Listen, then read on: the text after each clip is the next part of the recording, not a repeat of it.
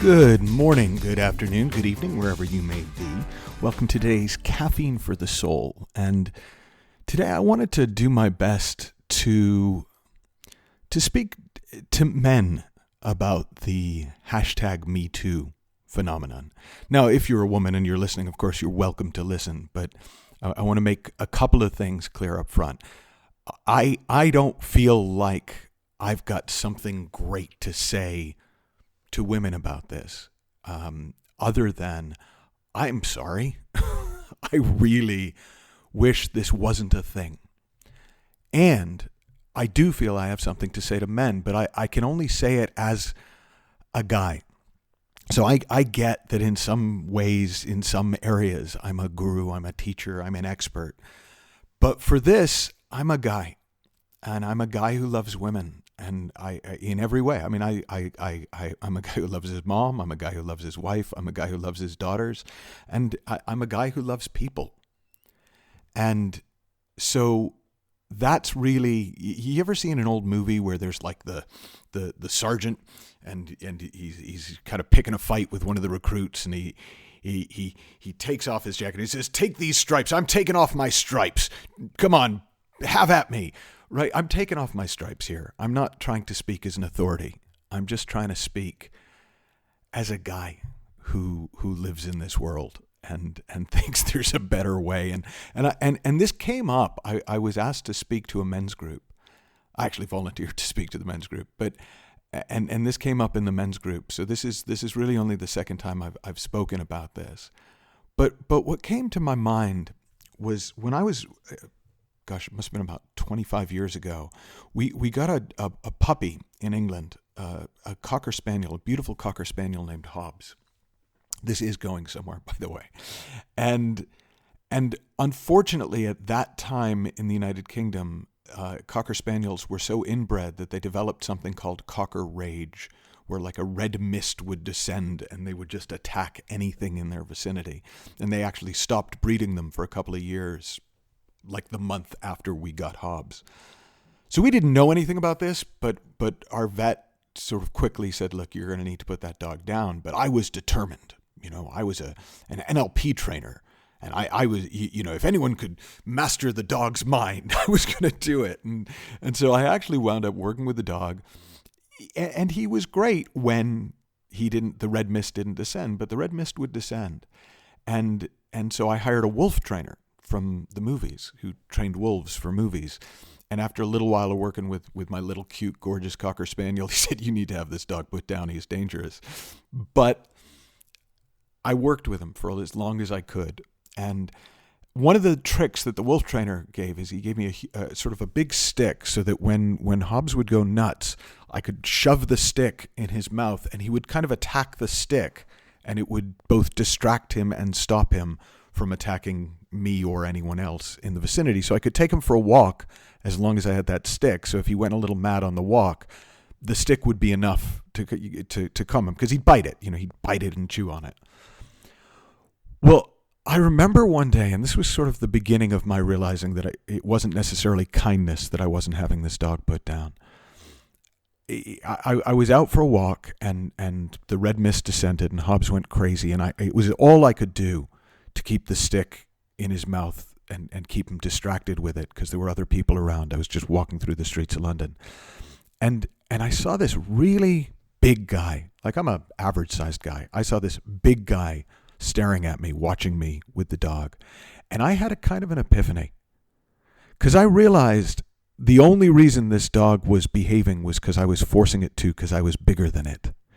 And that guy, had he decided that I was in some way abusing or mistreating the dog, could have stopped me because he was bigger than me, because he could have just asserted his strength and will onto me. And I got, if a bigger guy came along, he could stop him, like, a cop or just an even bigger guy, because he was bigger and had more authority. And I thought, what a terrible way to run a world. What a terrible way to build relationship. What a terrible way to make things happen. That he or she with the biggest stick is in control.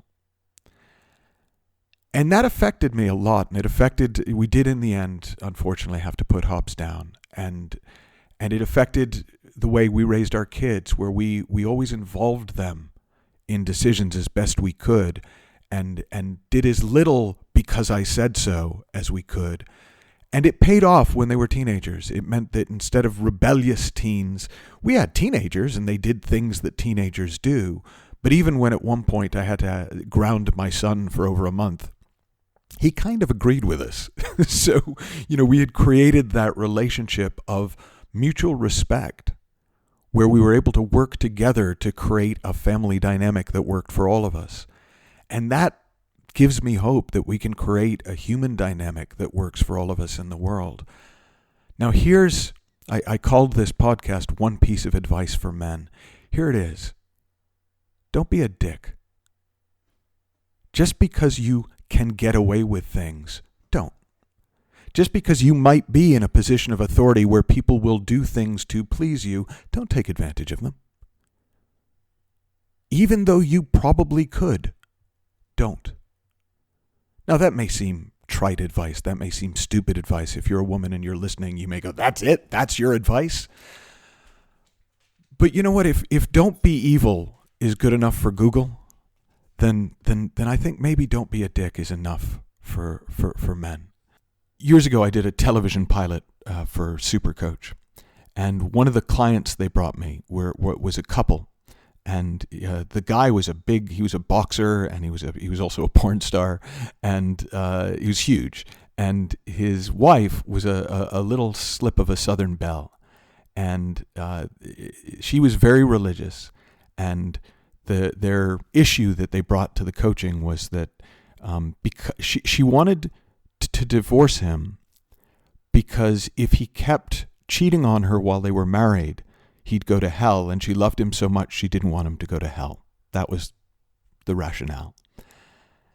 And I remember sitting down with him and talking to him about it, and he was not understanding. He was like, well, what am I supposed to do? I mean, these women just throw themselves at me. They're just there. And I said to him, because nothing I was saying was getting through. And at one point I just said to him, I said, look, has anyone ever put a gun to your head and said, if you don't stick your penis inside me, I'm going to shoot you? And he was like, well, I mean, not exactly. And it made me see that, we live in separate realities. And it may look to you like, hey, this is there and it's available and I can do it. It may look to you even like you're being encouraged to do it. And so if that's what it looks to you, then I'll say to you again, don't be a dick. Just because you can doesn't mean you have to. And if there was a rule of thumb, and by the way, I am so far off my normal piece, dear. Normally I don't give any kind of advice. So I'm in here. So for what it's worth, if you wouldn't say it with your mom in the room, if you wouldn't say it with your sister in the room, if you wouldn't say it or do it with your wife in the room, with your partner in the room, with your daughters in the room, don't do it. It's a really easy metric. There's a great video going around that I saw on Facebook of just imagine that every woman that you work with is Dwayne "The Rock" Johnson. And if you wouldn't say it or do it to him, don't say it or do it to them. And this is kind of a similar thing. Like if you're not sure, err on the side of caution. Err on the side of not being a dick. And you'll do just fine. And if that was all that we changed in the world, if men just decided that because they can doesn't mean they should, that would take care of the societal issue. That would take care of the fear issue. That would take care of the cultural issue. But above all, it would make sure that you're not part of the problem.